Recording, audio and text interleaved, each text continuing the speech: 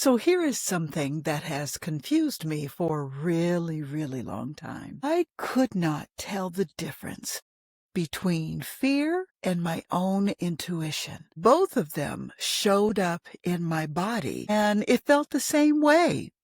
I would get a tightness in my chest, and then it would travel to my gut, and then it would come back to my chest, and it would feel tight yet again. And I always ask the question, is this my fear talking, or a part of my programming, or is it my actual inner knowing that just sits very calmly? And for the longest, I didn't know, and I couldn't distinguish between the two. Have you ever had that happen to you? If so, then you know how frustrating it is to try and figure things out, because each of them make you feel like, the decision that you're about to make is the right one, is the real decision, and it's the absolute right thing to do. And here's what I finally figured out. Fear lives in your head. It's loud and you just keep spinning and asking, is this the right decision? Or is this the right decision? Or what is the worst case scenario? And it causes you to argue with yourself. And it always needs more information. It's the feeling that you get when you just keep going around and around and things are just constantly spinning. That's fear. Intuition is different. Intuition doesn't make you question. It doesn't create this dialogue going on in your head. It's a lot quieter and calmer. It's deeper. It's a knowing, and you feel it. And that feeling just settles smoothly in your gut. Grown folks talk about follow your first mind, follow your gut. But check this out. And this took me a while to understand. My programming, which was other people's expectations and opinions and the shoulds and the shouldn't, will dress fear up like intuition. It will take fear and wrap it in this beautiful package that has you believe that it's your actual gut that's talking. That's why so many of us, including myself, get stuck, because we are trying to think our way to clarity on something that thinking wasn't meant to solve. Let me give you a real life example about fear and intuition. A while ago, I went to a car dealership to buy a new car. And I knew all about car dealerships and how they worked because I dealt with the finance and insurance guy. I had to sell to them. So I understood the lingo and just the whole sales process. So I went to buy a new car because the Lexus I was driving at the time, it was an older model. It started to give me some problems. So after I got off from work, I decided to go to a dealership, an Acura dealership, to look for a car. And understand it was after work. So I went into the dealership. I looked around. It had started to get a little bit dark. I really didn't see any cars that I wanted to test drive or was interested in. And so as I was walking around the lot, then of course the salesman came out. And I told him kind of what I was looking for. And he then directed me to a good deal. And this was a car, and it was a Hyundai. Don't even ask me the model because I don't even remember it. I wiped it from my mind. Anyway, this was a Hyundai, and it was on the showroom floor. And it was under the lights and just gleaming and all pretty. And he said, come on in and take a look at this car that we have in the showroom. We can make you a great deal on this car. Oh, in the back of my mind, I says, yeah, right. I know the drill. I know the deal. So I'm going in and I know all of this stuff, right? So I go in, take a look at the car. It was very nice and shiny and they had the lights just right.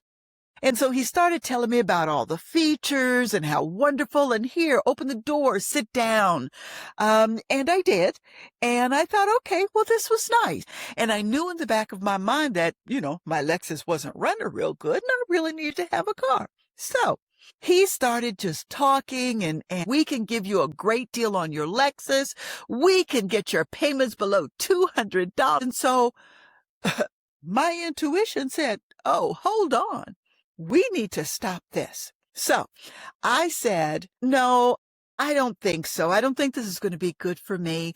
I'm not able to test drive it. It's getting late. And, I really want to come back and see it in the daylight. Well, soon as I said that, then he said, oh, just a moment, miss. We can pull the car out. We can put a whole bunch of lights on it, and you can check it out. Take as long as you want to check out this car.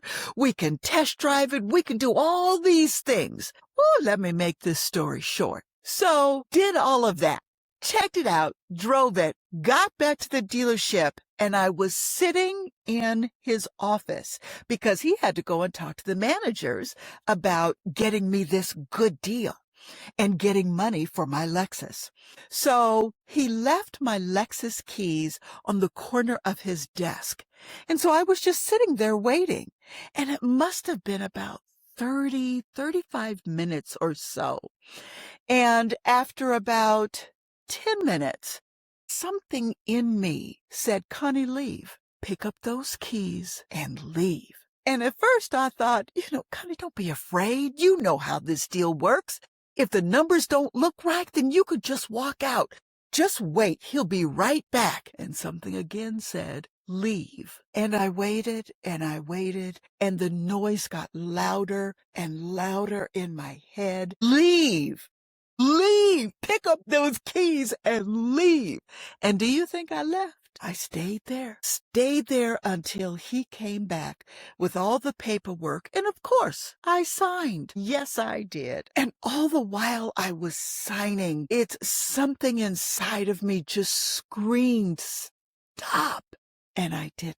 And it was the first time in my life that I heard clear as a bell that this was not a good deal. And sure enough, it wasn't. And the next day when I woke up, because I drove home in the car, I didn't sleep well, of course. And I just said, I'm calling the dealership and I'm going to get my Lexus back no matter how bad it runs. Do you know what they told me? They said, oh, sorry, ma'am, we sold your car already. This is all within 24 hours. So my car is gone and I'm stuck with this car that I should have walked out of that dealership without. Anyway, that's my story about not listening to my intuition and listening to the fear, because the fear was telling me, you stay right there, because everything is going to work out. But my intuition just screamed, get out.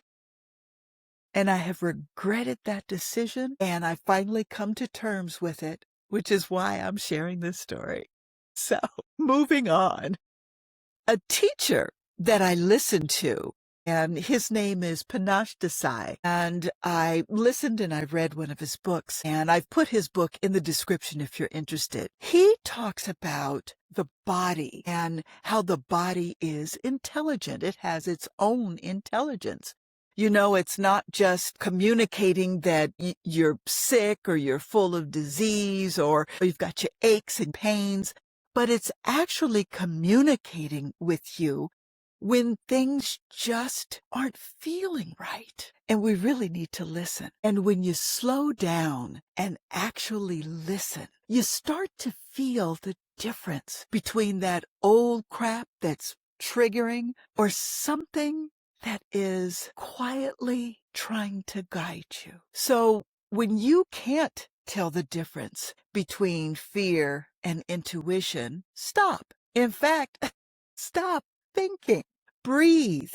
Get quiet and ask, is this old crap that is coming up that I've already dealt with time and time again? Or is my gut shifting me into doing something that's new, that would be better for me? You know, the answer doesn't always come right away, but at least ask the question. Now, your question of the week is, what would you do right now if you stopped calling it fear and started calling it information? What do I need to learn here? Because not every fear is something to push through. Some fears are worth listening to. But then there's some fears that come with that old programming, the old wounds, the old voices that were never yours to begin with. So what would it feel like to ask, what is this actually telling me? Instead of just trying to make it stop. If this conversation gave you something to think about, subscribe. Episode 4 is about something that I have lived with for years. And I've never been able to put my finger on just exactly what it was, but it's what happens when you've been performing your life instead of living it. Also, grab the free download in the description below, the 10 questions to ask yourself for your next chapter. Again, it's free and it is something that may help you hear yourself a little bit more clearly. Thanks so much for watching and listening to my crazy story. I will see you in the next video.